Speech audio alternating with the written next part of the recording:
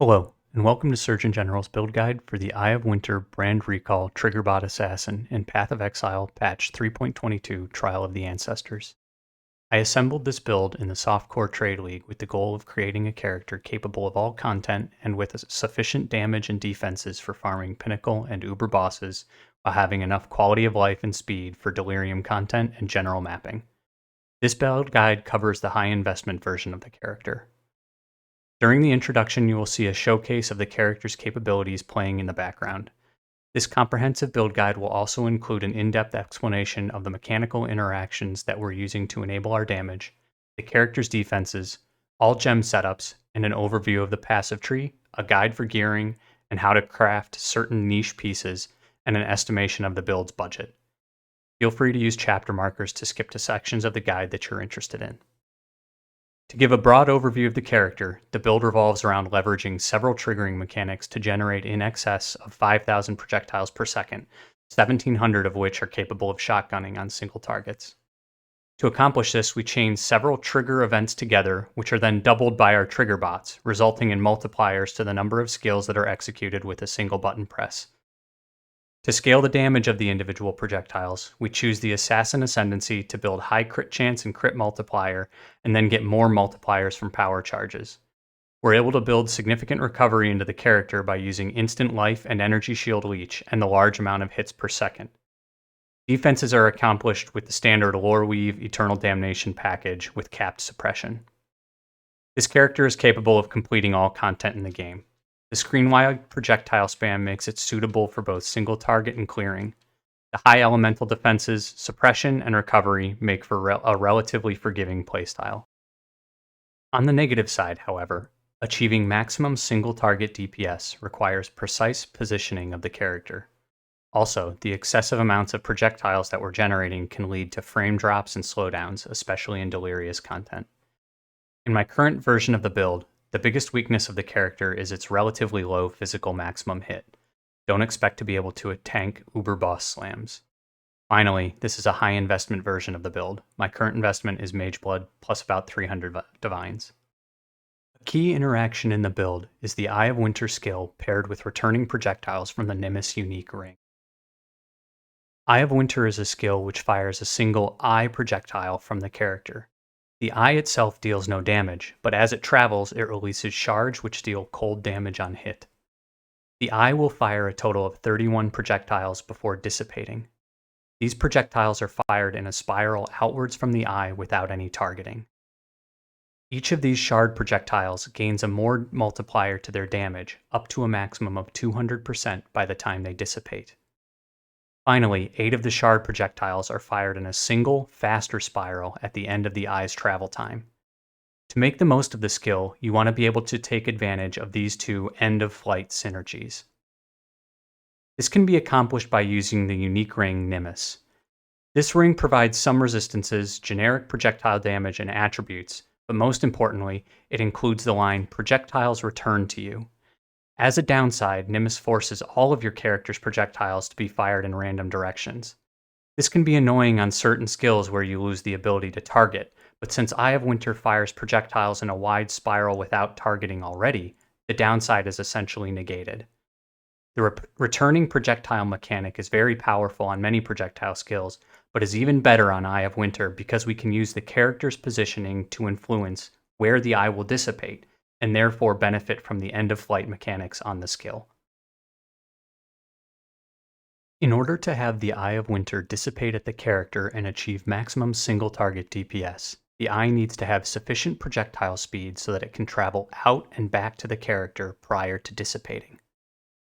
The sweet spot for projectile speed with this skill is approximately 175% generic projectile speed, or approximately 110% generic projectile speed plus Vengeant Cascade, which provides 150% increased speed to returning projectiles. Through testing, it seems that this speed applies only to the portion of the projectile's flight when it is on the way back to the character, and so it makes sense that this is roughly equivalent to 75% generic projectile speed, since it applies to only half of the projectile's flight. Note that this skill is only available via Amulet Anointment and cannot be found on the passive tree. As you can see in the demonstration video, the eyes travel out and back before dissipating near the character. I am using the Celestial Eye of Winter MTX for this demo because it generates a bright pink spot where the eye dissipates for easier testing. In this version of the build, I have achieved the required projectile speed from a variety of sources. 30% for Eye of Winter specifically can be found through helmet enchantments. 2 tattoos of the Ramako sniper are used to get 8% each. 10% comes from the aerodynamics notable on a medium cluster jewel. 45% comes from a high tier modifier on the build's weapon. 20% comes from an alternate quality skill gem. And finally, the Vengeant Cascade anointment is used as discussed previously. Now that we know how to maximize damage on Eye of Winter, we'll move on to how we can quickly generate many eyes to gain large multipliers to the number of projectiles that we're firing. We do so by chaining together trigger events and using Triggerbots. Triggerbots are these two little mechanical creatures near my character's feet and are granted by the Saboteur Ascendancy notable Perfect Crime. Since we're playing on an assassin, we will gain access to Triggerbots through the use of Forbidden Flesh and Forbidden Flame jewels. Perfect Crime causes you to deal 35% less damage with triggered spells, but also contains the line, triggers level 20 summon Triggerbots when allocated. This skill is always active and reads, your triggered spells trigger twice, once from each Triggerbot's location. The additional trigger ignores cooldowns. By itself, this is a 30% more multiplier for damage, despite the less damage multiplier on Perfect Crime, since we're basically doubling our skill output. To make use of the Triggerbots, this build uses Arcanist Brand.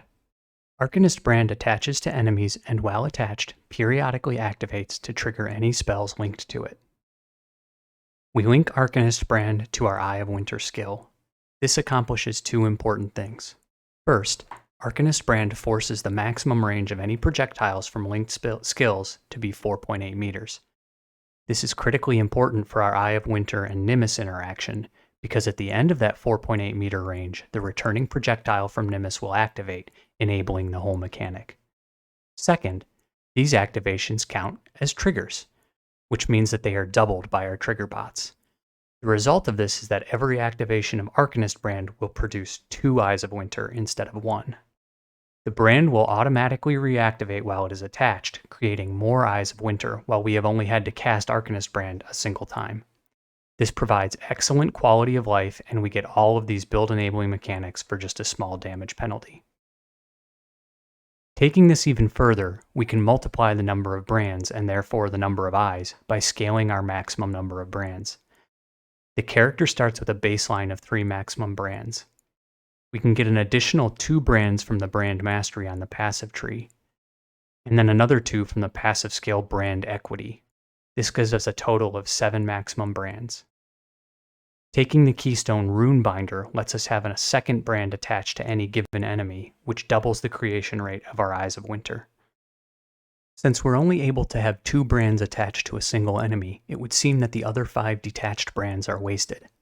However, we can use Brand Recall on cooldown to force all of our brands to activate. Each of these activations is a trigger, and therefore is doubled by our bots, so a single cast of Brand Recall would create 14 Eyes of Winter. We can take this one step further though, which is where the number of projectiles gets really nutty. We will socket Brand Recall into a wand with the veiled modifier, trigger a socketed spell on using a skill. This means that anytime we use a skill, we will trigger Brand Recall.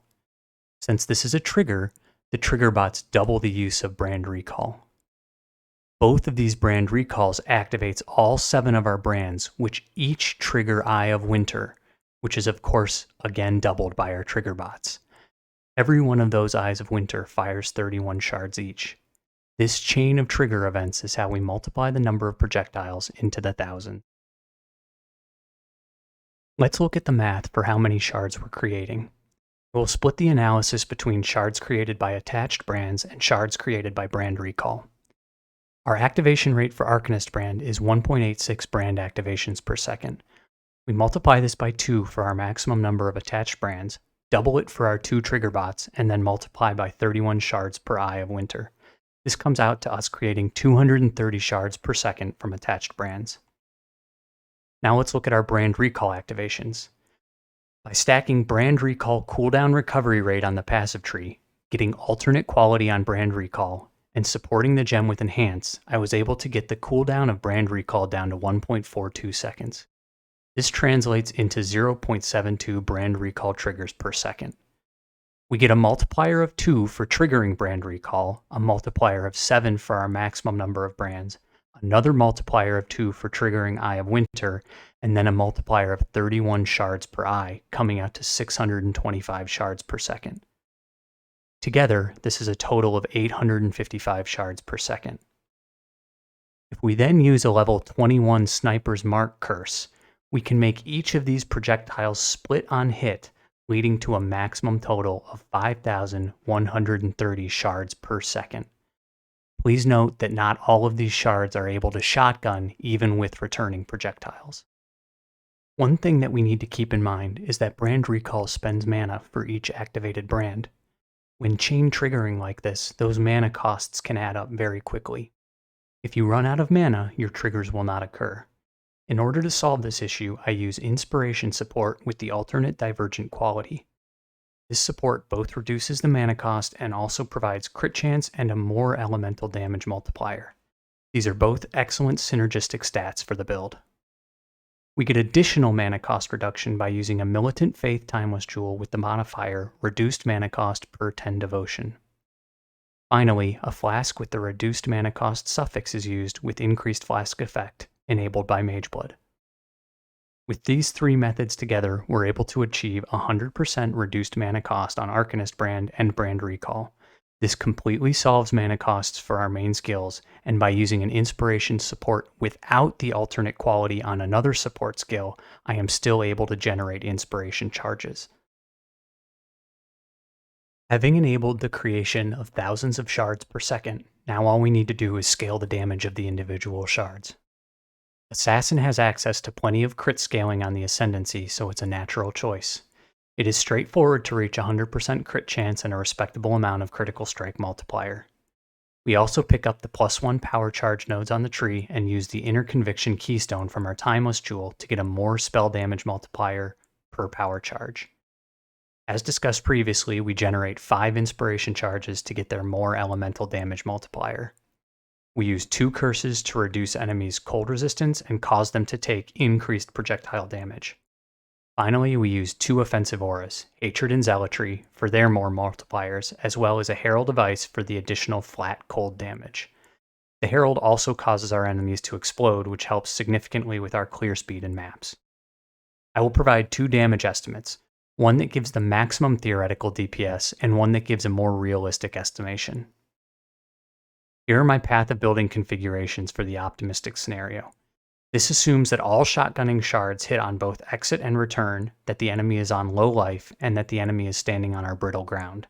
These configurations cause each shard to deal just under 100,000 damage per hit, giving a maximum theoretical DPS of about 169 million. That optimistic scenario assumes that the character has perfect positioning and RNG, causing all shards to hit. Or a more realistic scenario, assume that only half of your shards will hit, and don't assume that the enemy will be on either full or low life, or standing on brittle ground. Without those conditions, our crit chance drops to about 80%, and the average hit is 72,000, for a more realistic 62 million damage per second. This character has several layers of defenses: elemental reduction, spell suppression, physical reduction, recoup, and recovery. I will cover each in this section. This build uses a standard Lore Weave Eternal Damnation combination to achieve incoming elemental damage reduction. Eternal Damnation provides elemental reduction based on half of our Chaos resistance. We have 70% Chaos resist without flasks active, providing 35% additional elemental damage reduction after resistances. We negate the downside of Eternal Damnation by using Lore Weave, which fixes our maximum resistances to 78%. We cap our spell suppression at 100%. We use a quartz flask with increased flask effect that has reliable uptime thanks to Mageblood. Since the flask also provides phasing, we can take the spell suppression mastery, which gives another guaranteed 8% suppression. Taking the whole of the instinct wheel on the passive tree and using 3 suffixes on rare armor, we reach 100% suppression. The build's largest vulnerability is physical damage. Using a Determination aura, an increased effect granite flask, and a flask suffix, we are able to reach just under 19,000 armor. This is sufficient for general purpose mapping, but will not provide sufficient physical mitigation against large physical hits, such as Shaper slams. For physical damage over time, we get bleed immunity by stacking 100% chance to avoid through a boot implicit and the tolerance wheel on the passive tree. Taking the tolerance wheel also provides access to the protection mastery for corrupted blood immunity. While there are other sources of immunity to bleed and corrupted blood, we are forced to take passives near our Timeless Jewel in order to achieve enough devotion to solve mana costs, so this is an effective use of the passive points. This build's recovery is mostly in the form of Leech. We get access to Life Leech from the Doriani's Lesson notable on a large cluster jewel. For Energy Shield Leech, we take the Light Eater passive wheel on the skill tree. This wheel also provides us access to the Leech Mastery in order to get 10% instant Leech. This instant Leech gives us 19 life and 9 energy shield on hit. Since we're generating so many projectiles, this is a very effective form of recovery. To increase our effective health against hits, we use the Progenesis Flask. Using a Watcher's Eye with the mod Gain a Flask Charge when you deal a critical strike while affected by precision, we can guarantee uptime even against bosses. This mod is capped at providing 1 Flask Charge every 0.1 seconds, but since we're using Mageblood, all Flask Charges will be funneled to Progenesis. We combine this with a total of 30% recoup from the Infused Flesh wheel on the passive tree to completely offset the life loss over time from Progenesis. And we'll now go over the gem links for the build. Our main skill is our 6-link Arcanist brand Eye of Winter combination as discussed previously, which is socketed in our body armor. Since we have a high critical strike chance, we use critical damage support for more critical strike multiplier. We use 2 Awaken gems, added cold damage and cold penetration. The Awakened versions grant an extra level to our Eye of Winter and a chance to inflict cold exposure on hit. Our final link is Divergent Inspiration support. This helps solve our mana problems, provides a more elemental damage multiplier, and gives a little extra crit chance. Our second damage skill is our Brand Recall setup, which we socket in our trigger weapon to enable the chain triggering mechanic. We use an alternate quality anomalous Brand Recall to get more cooldown recovery rate. Since Brand Recall doesn't deal damage directly, we can go all in on the cooldown recovery by supporting it with Enhance for additional quality. Finally, we use another Divergent Inspiration support to remove all mana cost for Brand Recall. In our shield, we socket a Divine Blessing setup. Divine Blessing changes a permanent aura into a temporary buff and grants some additional increased aura effect.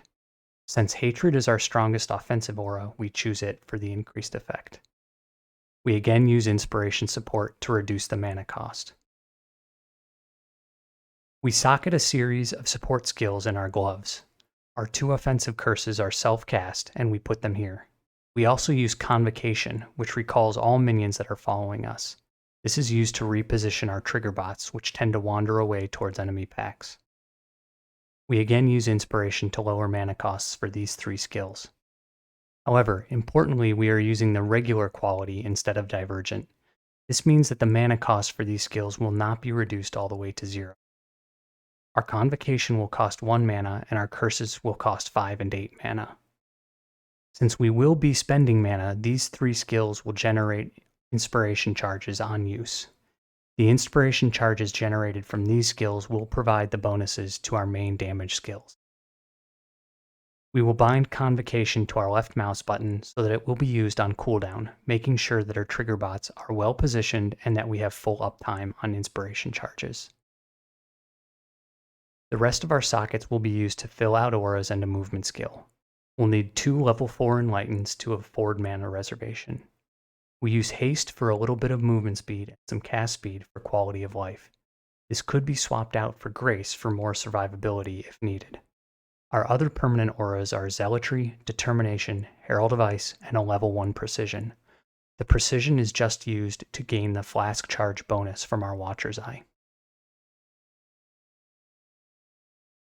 For our Ascendancy, we choose Assassin for its synergies with critical strikes and power charges. We take the bottom two nodes on the Ascendancy wheel, Unstable Infusion and Deadly Infusion. This provides us an additional maximum power charge, grants an easy way to reliably generate our power charges, provides extra per power charge scaling, which helps us cap our critical strike chance. Ambush and Assassinate on the left side of the tree provides critical strike stats against enemies that are on full or low life. Additionally, we get Culling Strike, which acts like a 10% more damage source against bosses. Finally, we take Mistwalker as a defensive option. This grants us Elusive on critical strike, which provides a nice additional layer of hit avoidance. Since we hit so frequently, we will have very high uptime on elusive, so we can rely on the no extra damage from critical strikes while elusive line for crit immunity. Since this build relies on Triggerbots, which are only available to the Saboteur class, we use the Perfect Crime, Forbidden Flesh, and Forbidden Flame jewels. I have provided a path of building link in the description below the video, but I will also give a quick overview of our passive skill tree here. Starting from the shadow, our pathing stretches across much of the upper part of the tree. Since we're scaling power charges, picking up the 3 +1 power charge nodes is mandatory. The brand wheels on the upper left part of the tree are mandatory in order to access their masteries, which enables much of our damage. Since we have access to tattoos in Trial of the Ancestors, all of these pathing nodes can be converted into useful stats for our build. We stack Reduced Curse Effect for quality of life, enough mana reservation efficiency to fit all of our auras, lightning resistance to help reach our lore weave cap, a little bit of projectile speed, and a small amount of chance to hinder on hit. For our 30 attribute notable tattoo, we choose to transform a dexterity node to onslaught on hit. +1 power charge or +1 to intelligence skill gems would be preferable, but we do not path past an intelligence node. Since we're relying on a Vengeant Cascade Anoint to reach the required projectile speed, we're not able to anoint one of the intelligence nodes either. We settle for the onslaught on hit for a little bit of movement and cast speed. Recall that we're using devotion from our Timeless Jewel to reach 0 mana cost. We get the required devotion by socketing the Timeless Jewel near Pain Attunement and picking up the defensive wheels nearby. We path north from the Shadow Start through the Timeless Jewel radius to pick up the additional 10 devotion nodes. Note that you cannot use tattoos on conquered nodes. We need to pick up the Whispers of Doom node in order to enable our 2 curses. Having the second curse is more than 25% of the build's damage, so this is an important node. While we're not far from these nodes, we can save 6 passive points by using a Chaos Inoculation Impossible Escape. This lets us choose only Whispers of Doom and the Mana Reservation Efficiency node, while skipping the travel nodes. This is an expensive luxury upgrade and should be the last upgrade made to the build. Prior to that, you can drop a power charge and jewel socket to path to Whispers of Doom directly. This build uses 2 cluster jewels. A large 8 passive jewel is used to provide some damage scaling and grant life leech, which we're using for recovery. Our medium cluster jewel is a projectile damage cluster, which has the aerodynamics notable. Aerodynamics is mandatory for the additional pierce that it provides. Getting a jewel that also has the streamline notable is useful in case you need to make up additional projectile speed that you're lacking elsewhere. However, I do not allocate the node in my build. Our large Pantheon choice is flexible. Use whatever you prefer. I typically use Lunaris for mapping for the additional damage reduction and a little extra chance to avoid projectiles. I will then switch to Solaris for bosses. For a minor Pantheon, I suggest Soul of Yugal. This helps reach high levels of reduced curse effect alongside your tattoos and gives 50% reduced reflected damage. Using the Elemental Mastery for reduced reflective damage, this build is immune to reflect for quality of life. In this section of the guide, I will go over the character's gear and provide some crafting tips for niche pieces. These are the uniques that we will use. Eternal Damnation is our amulet and will be anointed with Vengeant Cascade. Finding a version with a high positive chaos resistance roll is helpful for capping chaos resistance, but not mandatory if you can make it up elsewhere. Many of the stats on Lore Weave are useful for our build, but but the most important roll is getting the 78% maximum resistance roll. The next most useful stats would likely be a high life roll and a decent amount of attributes. A 4 flask Mage Blood provides excellent quality of life. Finally, the rolls on our Nimis are not critically important, but the more dexterity you're able to get, the easier it will be to reach attribute requirements on the build. The weapon used on this build has several mandatory mods, and then a few mods for scaling damage. Projectile speed is almost required to reach the necessary amount for returning projectiles, and the unveiled trigger mod is needed to enable the trigger chaining mechanic. It will be difficult to find a suitable weapon on trade, so it will likely need to be crafted. Start from a fractured projectile speed spell damage base. I have chosen to use a base with 188 intelligence requirement. Note that you can squeeze out a little more spell damage on the implicit, but you will not have as much room for tattoos, which I think will provide a lot more to the build. You will then use Deafening Essences of Woe, which guarantees a high spell damage prefix mod along with the Fractured Speed mod. Spam these essences until you receive +1 level to cold or all spell skill gems alongside the spell damage mod. The Path of Exile website estimates that this will take on average 269 essences. If you have 3 prefixes at this point, you can proceed. If you have only 2, you'll need to fill the 3rd prefix, preferably with a caster mod. At this point, craft prefixes cannot be changed and use a Veiled Chaos Orb. This guarantees a Veiled Suffix. Craft a damage over time multiplier on the crafting bench to block mods, and then unveil with Jun, looking for the trigger mod. It may take several attempts to land the correct unveil. If you don't get the trigger mod, select something else and reattempt this portion of the craft. Note that the Veiled Chaos Orb runs the risk of filling your suffixes, in which case you will need to land a 2 out of 3 annul to reattempt the process. If the annul removes one of the important prefixes, you'll need to restart the craft. Once you land the trigger mod, craft Critical Strike Multiplier and you have your finished weapon. We use a set of rare Eldritch Gloves. Important mods are a high life roll, chaos resistance, high tier spell suppression, resistances or attributes, and the crafting bench pierce mod. You can either craft the pierce mod or attempt to unveil it. You can either purchase these gloves on trade or attempt to craft a suitable pair with Essences of Envy and a fractured prefix. Steps for crafting are shown on the left if you would like to attempt it. At the end, use Embers to get an unnerve on hit implicit and use Ichors to pick up a little extra spell suppression. Our shield provides a large source of spell suppression, especially with a dexterity base that has a suppression implicit. Important mods are high tier life and suppression. These can be crafted with greed essences or purchased on trade. Our helmet is an important source of mana reservation efficiency and projectile speed for Eye of Winter. You'll need to start with a base that has the Eye of Winter enchant or run lab later fishing for it.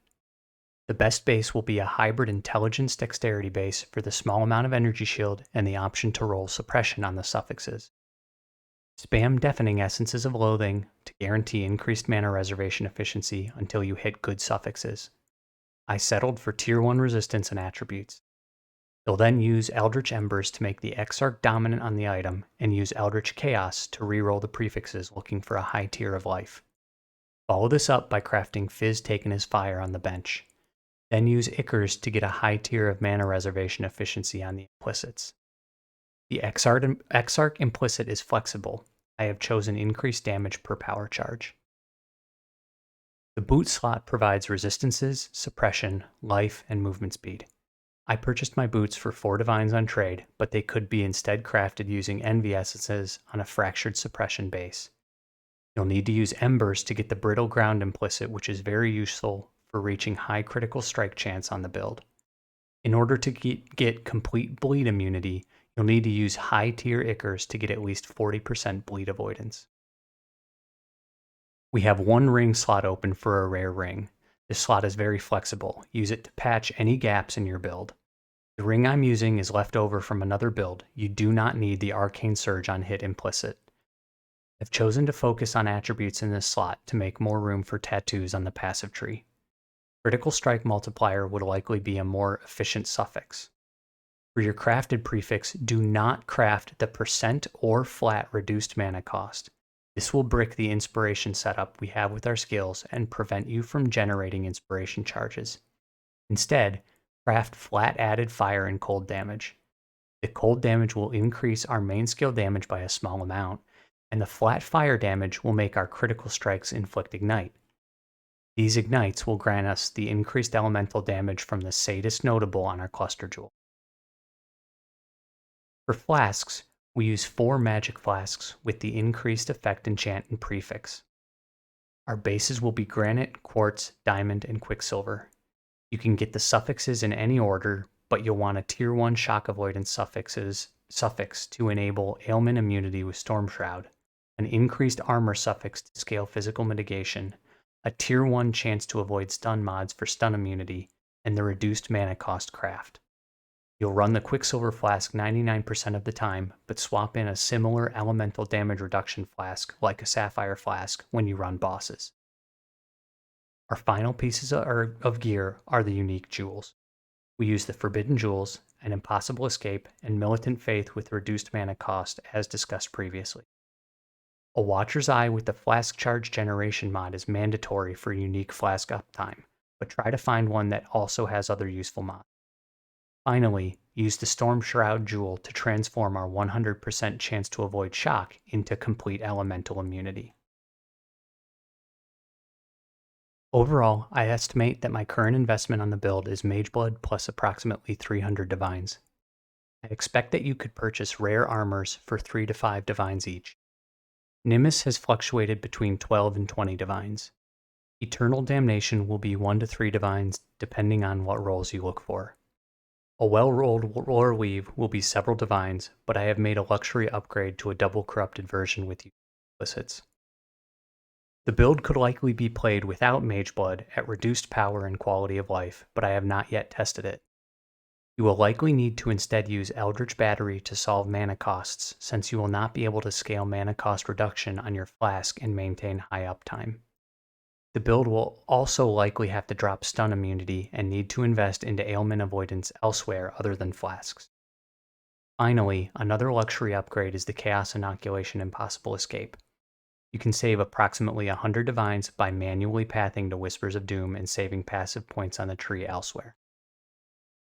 Thank you for your interest in my Eye of Winter brand recall Triggerbot Assassin build guide. I will provide Path of Building links in the video description as well as a link to the forum text guide, which will be completed shortly. If you have enjoyed the guide or are interested in more content of this type, please subscribe to my channel. If you have questions or suggestions for the build, please leave them in the comments. I will close this guide with a demonstration of the build playing through the Uber Shaper fight since it has a good mixture of single target bossing and mob clearing during the intermission phases. Pay particular attention to how I position the character near the boss to attempt to maximize the number of hits from returning projectiles and apply brittle ground to the end. I would additionally like to thank Jung Rowan for pointing out the Eye of Winter Arcanist brand tech, which has been used in this build. A link to his video is in the description. Music and backgrounds for this video are courtesy of Grinding Gear Games. Thank you again for your interest.